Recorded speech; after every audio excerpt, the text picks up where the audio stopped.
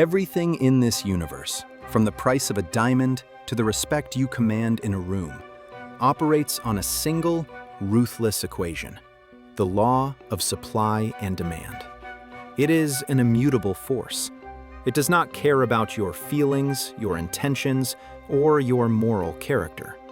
It cares only about scarcity. Imagine for a moment that gold was as common as gravel. Imagine you could walk out of your front door and scoop up handfuls of bullion from the driveway.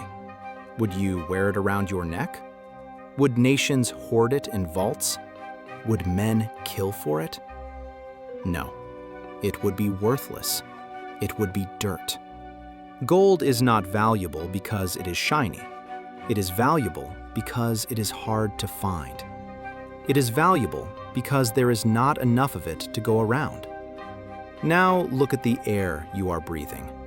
It is the most vital substance on Earth. Without it, you would be dead in 3 minutes. It is infinitely more useful than gold. Yet, you do not value it. You do not wake up in the morning grateful for the air. You do not pay for it. You waste it. Why? Because it is everywhere. It is hyperabundant. It is always there, waiting for you, regardless of how you treat it. This is the tragedy of the modern man. You have made yourself air.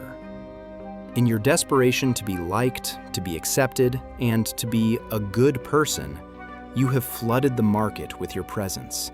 You are always available. You answer the text within seconds. You say yes to every invitation. You stay late to help without being asked. You offer your opinion before it is requested. You believe that by being present, by being reliable, and by being there, you are building value. You are wrong. In the cold calculus of social dynamics, you are inflating the currency of your own existence. By flooding the market with your attention, you are driving the value of that attention down to zero. You are teaching the world that your time is cheap, that your focus is easily bought, and that your presence is a guarantee. And because you are a guarantee, you are taken for granted. Robert Greene, in The 48 Laws of Power, codified this as Law 16. Use absence to increase respect and honor. But this principle is older than Greene. It is biological. Human beings are hardwired to chase what retreats. We are predators by nature.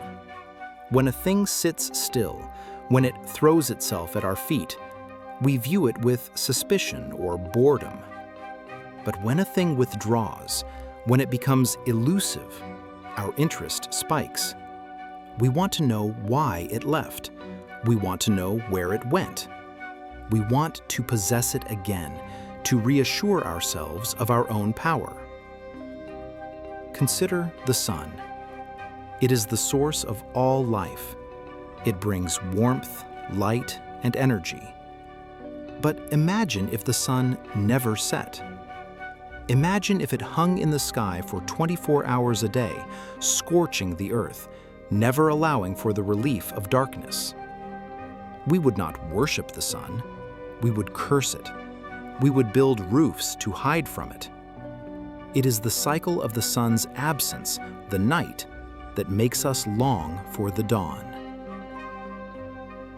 The beauty of the morning exists only because of the darkness of the night. You must ask yourself a painful question. When was the last time you allowed the sun to set on your presence?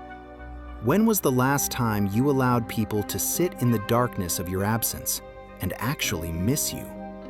Most men are terrified of this darkness. They suffer from a deep, anxious attachment to the world. They believe that if they step away, even for a moment, they will be forgotten. They think, if I don't reply, they will find someone else. If I don't go to the party, they will have fun without me. This fear is the scent of blood to a predator. When you act out of the fear of being forgotten, you reek of desperation. You are signaling that you need them more than they need you.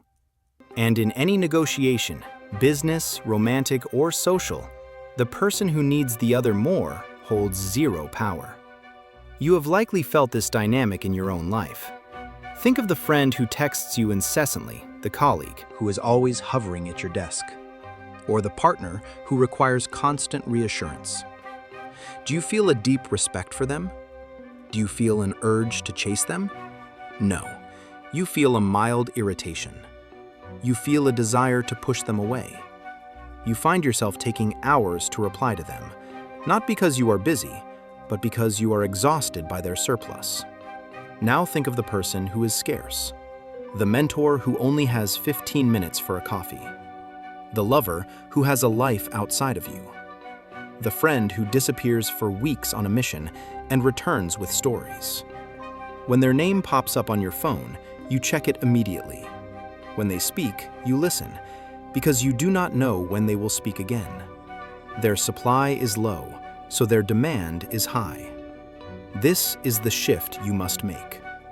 You must move from the mindset of the provider to the mindset of the prize. The provider is infinite. He gives until he is empty. The prize is finite. It must be earned, and it can be lost. The problem is that you have been conditioned to believe that love and friendship mean constant contact.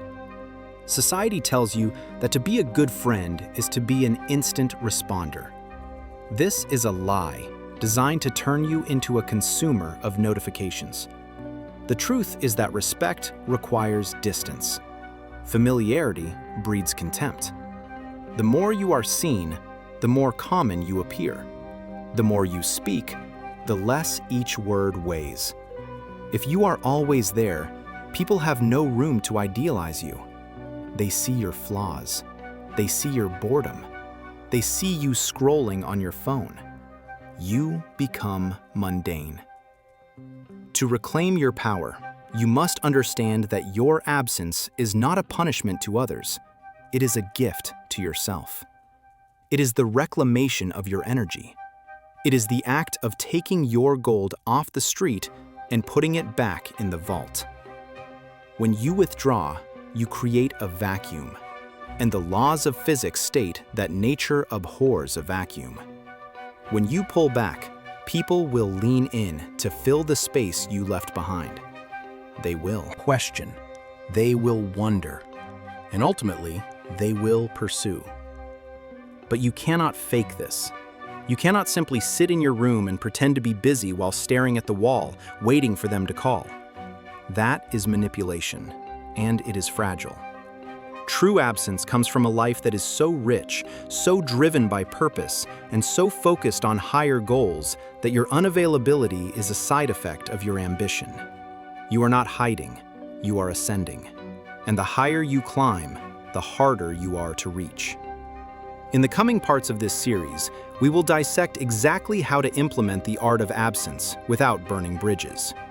We will look at the tactical withdrawal, the concept of the shadow, and how to starve the distractions that are currently eating your potential. But first, you must accept the fundamental economic truth. If you want to raise your price, you must reduce the supply. You must be willing to walk away. You must be willing to be the knight. The curse of familiarity. There is a proverb that has survived for centuries because it contains a brutal psychological truth. Familiarity breeds contempt. It does not breed love. It does not breed respect. It breeds a slow, creeping indifference that eventually turns into disdain. The mechanism behind this is simple. The human imagination is infinitely more powerful than reality.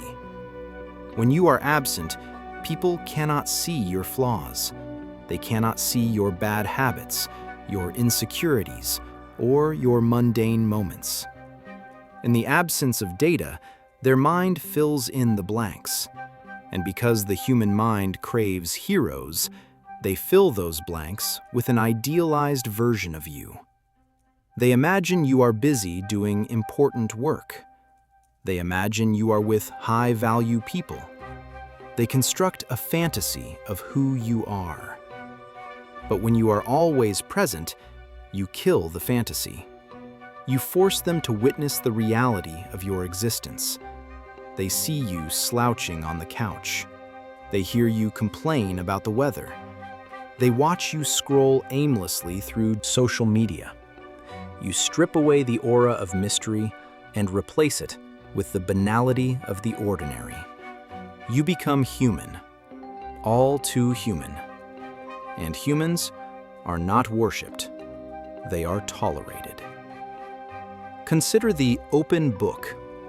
We are told by modern society that vulnerability is a superpower, that we should share our feelings, our fears, and our every thought with the world. This is a trap. A book that is fully read is a book that is placed back on the shelf. Once someone feels they have figured you out, the game is over.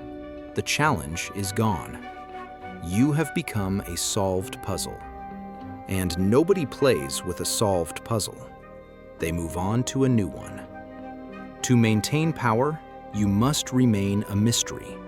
You must withhold more than you reveal. Do not tell your colleagues everything about your weekend. Do not tell your partner every fleeting insecurity that crosses your mind. Do not post every meal you eat on the internet. Silence creates a canvas where others project their own desires onto you. When you speak less, your words gain weight. When you are rarely seen, your appearance becomes an event. You must learn to leave the party while it is still fun. You must hang up the phone before the conversation runs dry. Always leave them wanting more, never less. If you stay until the end, until the lights come on and the music stops, you become part of the mess that needs to be cleaned up. You must become comfortable with being misunderstood. In fact, you should welcome it. Let them speculate. Let them create rumors. Let them wonder what you are doing. The moment you rush to explain yourself, the moment you rush to clear the air and seek validation, you shatter the mystique. You lower yourself to the position of a child asking to be understood. The master knows that connection does not come from constant exposure. It comes from the rhythm of separation and return. You must be the ocean tide. You must recede to gather strength so that when you return, you crash against the shore with impact. If you never pull back, you have no wave. You are just a stagnant pool of water. From this moment on, audit your presence. Stop offering yourself up for consumption. Become a limited edition. If they want access to you, let them work for it. Let them earn it. And if they are not willing to pay the price of admission, then they do not get to see the show. The tactical withdrawal. Consistency is a virtue in business, but in the realm of power dynamics, consistency is death. If you are predictable, you are boring. If you are always reliable, you are taken for granted. The human brain is designed to ignore patterns that do not change. When a fan whirs in the background, you stop hearing it after 10 minutes. It becomes white noise. Most of you have become white noise to the people you want to impress. You are the humming fan in the corner of the room, acknowledged but ignored. To regain power, you must shatter the pattern. You must master the psychology of intermittent reinforcement. This is the most powerful conditioning tool known to behavioral science. It is the mechanism that makes gambling addictive. Consider the difference between a vending machine and a slot machine. A vending machine is consistent. You put $1 in and you get a soda out, every single time. It is reliable, but it is not exciting. You do not stand in front of a vending machine for hours hoping for a thrill. You use it and you walk away. A slot machine is different. You put $1 in and nothing happens. You put another $1 in, still nothing.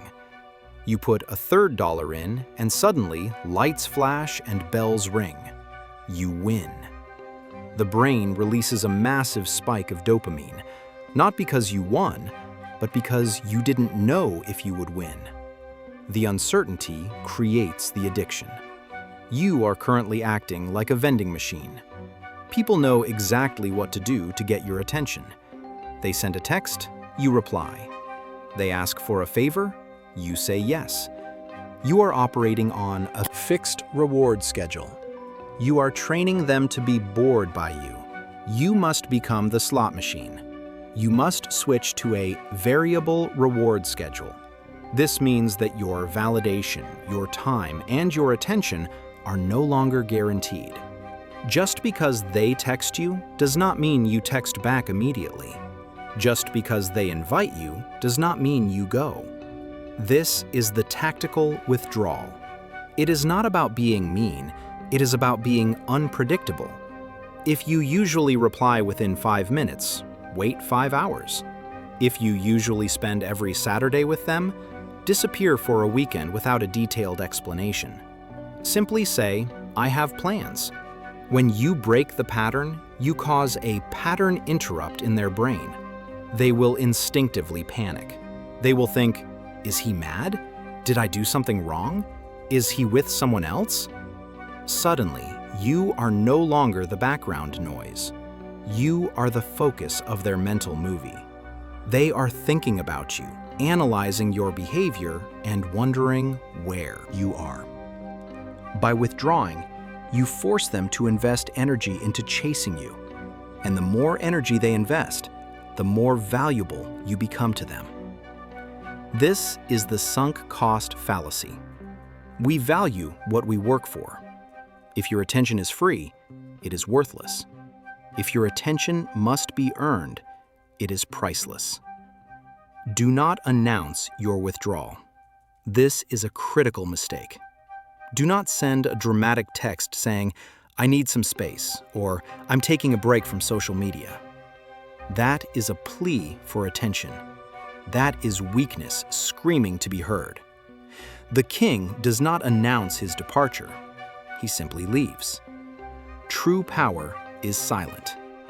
One day you are there, the next day you are busy. You are not doing this to hurt them. You are doing this to recalibrate the relationship. You are teaching them that your presence is a privilege, not a right. You are establishing a new baseline where you are the priority in your own life. When you finally do return, when you finally send that text or show up to that event, be warm, be charming, be fully present. This is the jackpot. If you are cold when you return, you are just being resentful. But if you are warm, you close the loop of addiction. You confirm that you are still the prize, but a prize that can vanish at any moment. Fear is the mother of respect. If they do not fear losing you, they will never respect keeping you. You must introduce the element of risk. You must remind them that the door is unlocked and you are capable of walking through it. The shadow realm. The most dangerous things in the world are silent. A virus, a submarine, a sniper. They do not announce their presence until the damage is already done. They operate in the dark, and by the time you see them, it is too late to react. You must adopt the philosophy of the iceberg. The world only sees the 10% that floats above the water, the public accolades, the finished product, the visible success. But the 90% that crushes the hull of the Titanic is the ice that sits beneath the surface, deep in the freezing black water. Most men live entirely above the surface. They broadcast every thought, every plan, and every minor victory. They are addicted to the cheap dopamine of announcement. When you tell someone, I'm going to start a business, or I'm going to get in shape, your brain releases a chemical reward as if you have already achieved it. You feel satisfied without having done a single rep of work. you talk your energy away. To harness the power of absence, you must enter the shadow realm. This is a period of total strategic isolation. It is not a vacation. It is a war room. It is where you go to build something that the world is not yet ready to see. Stop posting your workouts. Stop live streaming your hustle. Stop telling your friends about the big moves you are making. Shut your mouth. The more you talk, the less you do. Energy is finite. If you spend it on projection, you have none left for production. When you disappear into the shadow, people will assume you are failing. Let them. Let them think you fell off. Let them think you quit. Their doubt is the best fuel you can burn. While they are out drinking, gossiping, and stagnating in the light, you are in the dark, sharpening the blade. You are changing your biology, your bank account, and your mind without a single witness. There is a terrifying power in the man who returns from the void with a new face. When you finally re-emerge, you do not need to announce your return. The results will speak so loudly that your voice will be unnecessary. You will not just be respected, you will be feared. Because if you could do this much in the dark, what are you capable of in the light? The nuclear option. There is a singular, terrifying rule that governs every negotiation, every relationship, and every conflict you will ever enter. The person who is most willing to walk away holds all the power. This is the iron law of leverage. If you need the deal, you have already lost the deal. If you need the girl, you have already lost the girl. The moment the other party senses that you are afraid to leave, they own you. You have handed them the keys to your dignity. You are no longer a partner. You are a hostage. Most men are incapable of walking away. They are paralyzed by the scarcity mindset. They cling to bad jobs, toxic relationships, and disrespectful friends because they are terrified of the void. They think, what if I never find anything better? This fear makes them pliable. It makes them weak. They accept scraps because they are afraid to hunt. To wield the power of absence effectively, you must cultivate a ruthless, outcome independence. This means you train yourself to be completely indifferent to the result of the interaction. You prefer to win, but you are fully prepared to lose. In fact, you must make peace with the loss before you even enter the room. Imagine sitting across from a boss negotiating your salary. If he knows you have a mortgage, 3 kids, and 0 savings, he knows you cannot leave. He will offer you crumbs.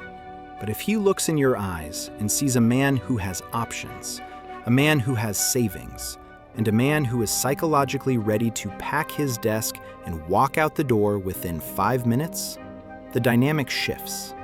He feels the instability. He feels the threat of your absence. Suddenly, the money appears. You cannot fake this. Humans are highly attuned social animals. We can smell desperation like a dog smells fear. If you are bluffing, they will call it. You must genuinely reach a point where you value your self-respect more than you value their validation. The ultimate display of high value is the refusal to tolerate low value. When you walk away from a bad situation without anger, without a fight, and without a backward glance, you communicate a devastating message. My standards are higher than what you are offering. This is the nuclear option. It is not to be used lightly, but it must always be on the table. A man who is not willing to destroy the relationship is a man who cannot lead it. You must be willing to burn the bridge to light your own way forward. The moment you are truly willing to lose everything is the moment you become unconquerable. The gravity of the sun.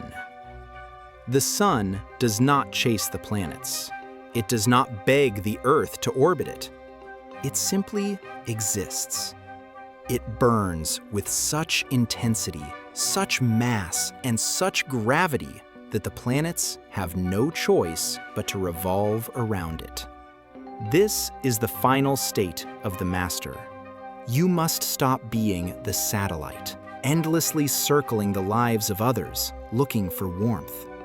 You must become the star. Your gravity is your purpose. Your mass is your mission.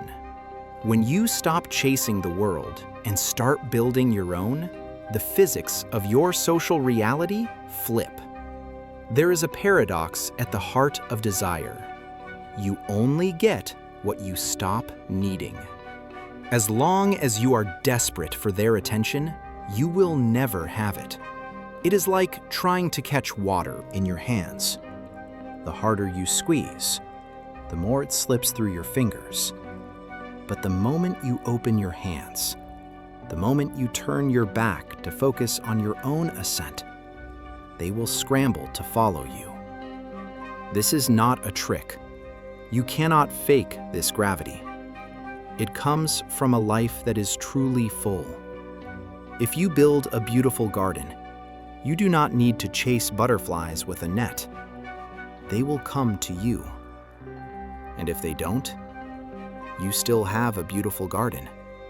You win either way. Stop asking, why don't they like me? Start asking, why should I care?